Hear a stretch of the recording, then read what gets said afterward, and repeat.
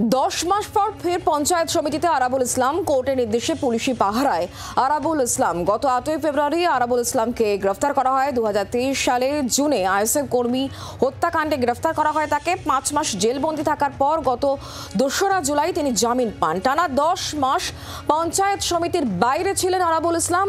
আজ ভাঙড় 2 পঞ্চায়েত সমিতিতে ফিরলেন তিনি।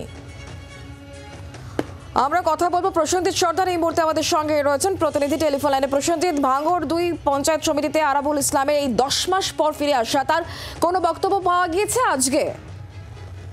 এখনো পর্যন্ত আরাবুল ইসলাম বলা যেতে পারে পুলিশি পাহারায় তিনি তার নিজের দপ্তরে তিনি ফিরেছেন এবং তিনি আসার পরে এই পঞ্চায়েত সমিতি আসার পরে তিনি জানিয়েছেন যে তিনি চক্রান্তের শিকার হয়েছিলেন এবং 10 মাস 5 মাস যেমন জেলে ছিলেন, আরো 5 মাস তিনি এলাকা থাকার পরও তার দপ্তরে তিনি ফিরতে পারেননি এবং পাশাপাশি তিনি বলেছেন যে দল তার পাশে আছে, দল তার পাশে ছিল এবং দলের নির্দেশেই আজ এখানে তিনি পৌঁছেছেন এবং তিনি চক্রান্তে যেমন শিকার হয়েছিলেন, পাশাপাশি তিনি আরো বলেছেন যে তার যে কর্মী সমর্থক লাখো লাখো যে কর্মী সমর্থক ভাঙড়ে আছে তারাও কিন্তু তার পাশে আছে এবং আজকের তার প্রচুর কর্মী সমর্থক তার সাথেই এসেছিলেন।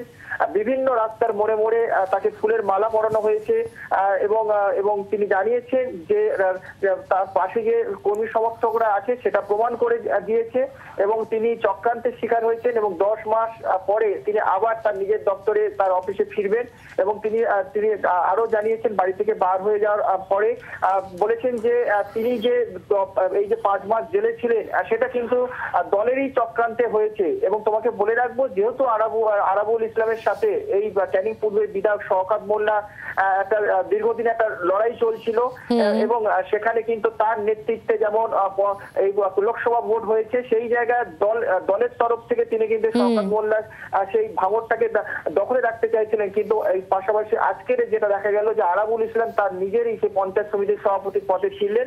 সেই জায়গায় রাজনৈতিক ভাবে কিন্তু এলাকায় একটা যেমন চাঞ্চল্য ছড়িয়েছে, বিরোধীরা মনে করছে যে দলের যে গোষ্ঠীকন্দল সেটা কিন্তু আবার প্রকাশ্যে আসতে পারে ভাঙড়ে, তাতে অশান্তি ছড়াতে পারে, সাধারণ মানুষের অসুবিধার মধ্যে পড়তে পারে বলে এটা কিন্তু বিরোধীরা মনে করছে। ধন্যবাদ প্রসেনজিৎ, আপনাদেরকে শোনাবো আজ 10 মাস পর পঞ্চায়েত সমিতিতে ফিরে আরাবুল ইসলাম ঠিক কি বলেছেন, শুনুন। আপনারা দেখেছেন যে ভাঙড় একটা শুনশান অবস্থায় চলছিল। হাইকোর্টের অর্ডারে আজকে আমি ভাঙড় বিডিও অফিসে যাচ্ছি। আপনারা জানেন যে বিডিও অফিসে প্রচুর কাজ আছে, যেমন বিডিওর কাজ আছে, সভাপতিদের কাজ আছে। আমরা মমতা বন্দ্যোপাধ্যায়ের সার্বিক উন্নয়নকে সামনে রেখে আপনারা দেখেছেন যে আবাস যোজনার ঘর 2-1 দিনের মধ্যে থেকে ছাড়া হবে।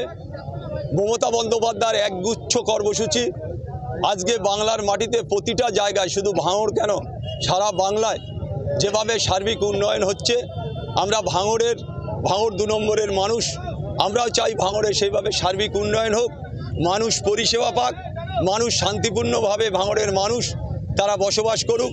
ভাঙড়ে আমরা চাই অশান্তি না হোক, শান্তি বজায় থাক, শান্তি থাকলে সার্বিক উন্নয়ন হবে। বাংলার আওয়াজ, বাঙালির আবেগ, জি 24 ঘন্টা।